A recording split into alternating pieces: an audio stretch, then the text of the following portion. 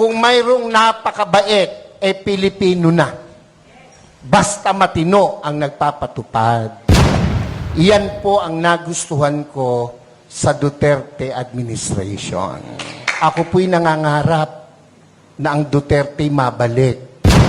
Pansinin nyo, noong panahon niya na nakaupo, mga politiko'y takot na gumawa ng mali.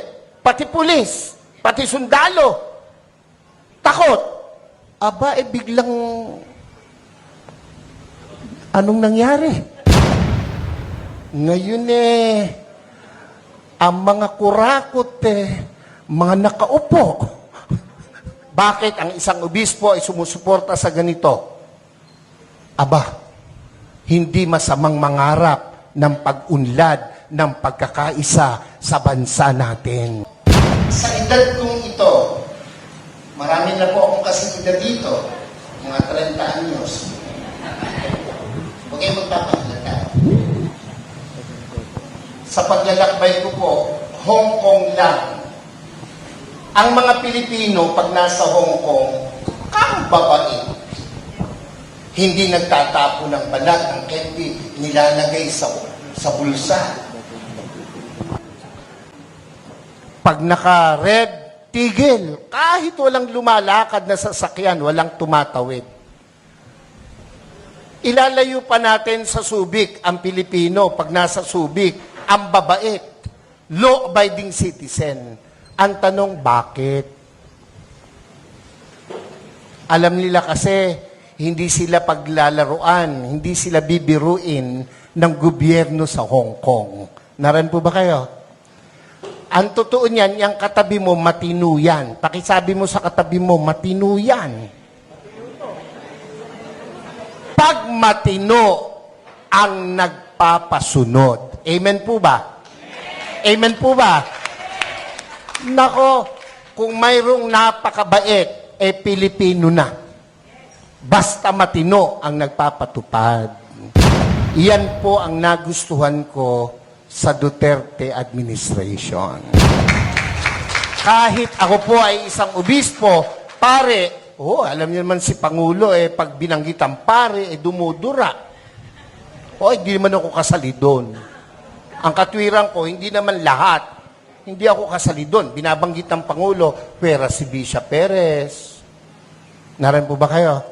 Ba't ako masasali? Kapogi kong ito.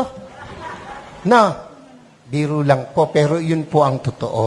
Noong ako po'y nag-aaral, paborito ko pong guro, may katapangan. Abay, nakikinig lahat ng kaklase ko. Pag ang guro ay napakabait, naglalaro yung mga klase ko. Walang matutunan. Nakuha niyo po bang ibig kong sabihin? Sigurado, ang mabait, ang pinsang buo, katangahan. Pakisabi mo nga sa katabi mo, pinsang buo ng mabait, katangahan.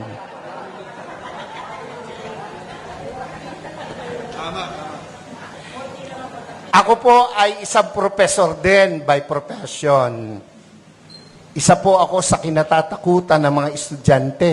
Pag ako po'y naglalakad sa koridor, nauubos ang estudyante. Pag pumasok ako sa pintuan, tahimik, para mga pinitpit na luya ang mga bata. Pero isa lang ang aking sinisigurado, may matututunan ang mga bata sa akin. Kaya po, ako ay kinatatakutan, pero pinakamamahal ng mga estudyante. Naran po kayo. Naran po kayo. Ako po'y nangangarap na ang Duterte mabalik. Yung mga hindi pumalakpak, bahala kayo. Naran po kayo. Pansinin nyo, noong panahon niya na nakaupo, mga politiko'y takot na gumawa ng mali. Pati pulis, pati sundalo, takot. Aba, biglang, anong nangyari? Ngayon ang mga kurakot mga nakaupo. Naran po kayo? Ako, tayo may hindi pinanganak kahapon. Alam natin yan. Bakit ang isang obispo ay sumusuporta sa ganito? Aba, hindi masamang mangarap ng pag-unlad ng pagkakaisa sa bansa natin.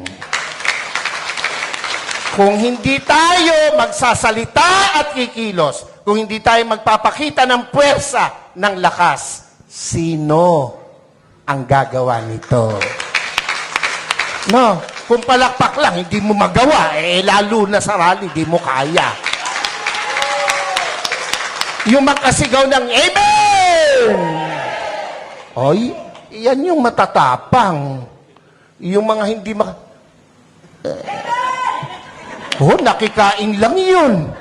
Yung mga ganon, yung mga ng kanin at ulam kanina. Nakakalimutan na. Dapat ito ang tandaan nyo. Ang buhay natin, minsan lang. Pakisabi mo sa katabi mo, mamamatay ka rin. Sabihin mo, malapit na. Pero, bago mamatay, napakagandang nagparinig ka, nagparamdam ka para sa bayan. Yun ang pinakamahalaga sa lahat. Amen po? Ako po hindi takot makulong, mabugbog, basta't iparamdam mo yung gusto mong iparamdam. Babae, gusto mo, maganda, mayaman, sexy, gustong-gusto mo. Sa tuwing nakikita mo, nagpupunta ka ng kubeta. Hanggang kubeta ka na lang. Hindi ka magtatapat, hindi ka magpaparamdam. Pag dumaan na ganon, simulan mo sa kindat. Simulan mo sa dila. Hanggang sabihin mo, crush kita. Hindi ka man tanggapin, at least nagparamdam ka. Mga Bulakenyos, mga kasama kong taga-Caloocan, Zambales, Pampanga, hindi masama na suportahan natin itong rallying to. Yung iba na pe-pressure ng kung sino, natural lang yon. Ang nami-pressure sa kanila, siguro nasa taas. Dahil kung nasa baba, hindi nila papansinin. Pero, tayong malaya, huwag tayong pa-pressure kahit kanino. Minsan lang ang buhay natin. Sabi mo sa katabi, mamamatay ka rin. Sabi mo, mamaya lang. What?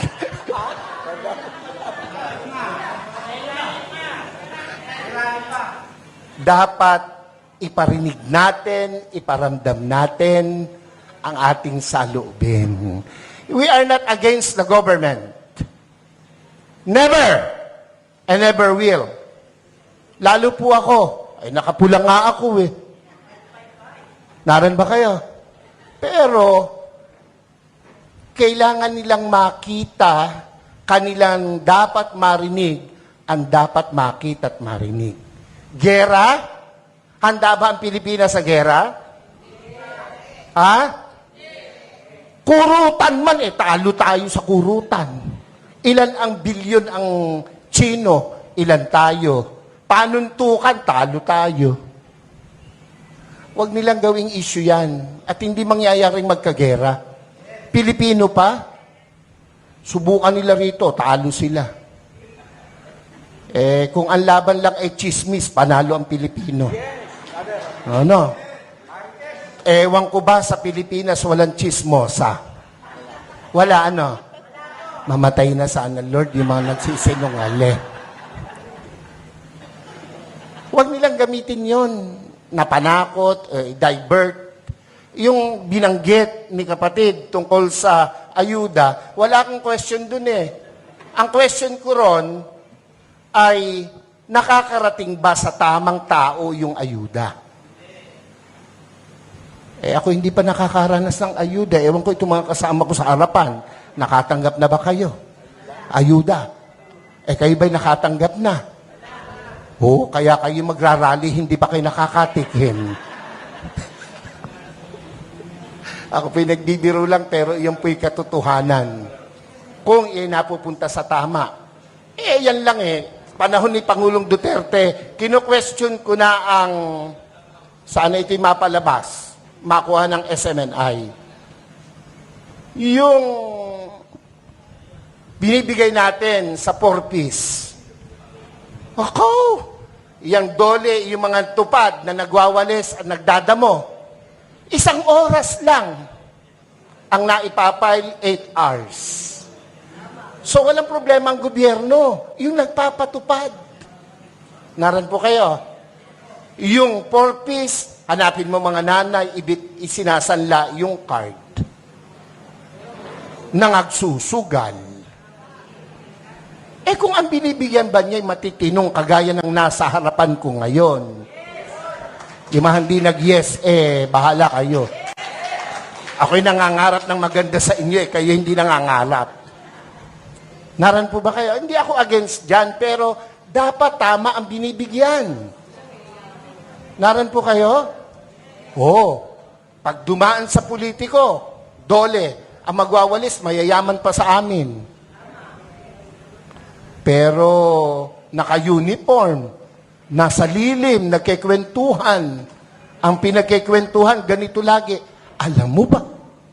Yun mga introduction ng mga chismoso. Alam mo ba? Alam niyo ba? O tango naman.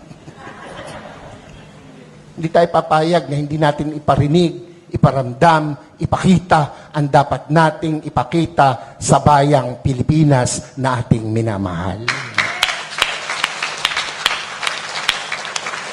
Ako po, kung matetreten sila sa pagtakbo ng mga Duterte, matreten sila.